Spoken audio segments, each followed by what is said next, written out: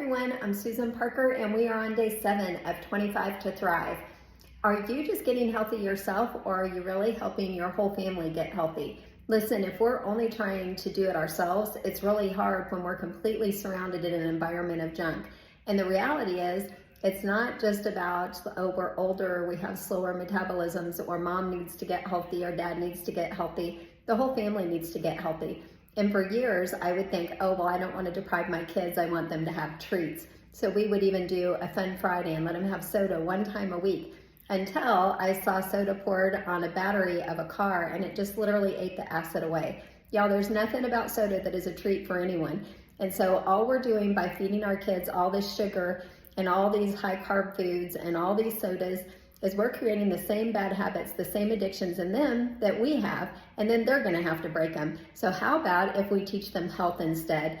Please do not tell your kids that they can't have something, but teach them why. Why would they choose something better? Does the soda benefit them in any way? Is there anything good in it? No, but I talk to my kids about that sugar lowers the immune system. Sugar causes inflammation. That as the boys were growing older and wanted to build muscles, we could talk about, hey, if you eat protein, it's going to help your muscles get bigger, or it's going to give you more energy for your practices and to help you do better in your sports, or for my daughter, her dance.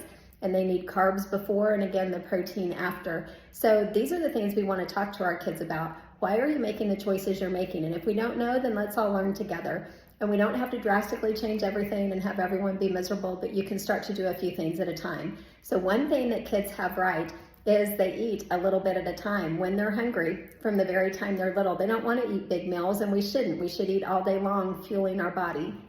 So one thing I did with my kids, I loved to have just a big muffin tray, and you can fill that with some different little cheeses or different fruits and vegetables, maybe a yogurt dip, or even some hummus.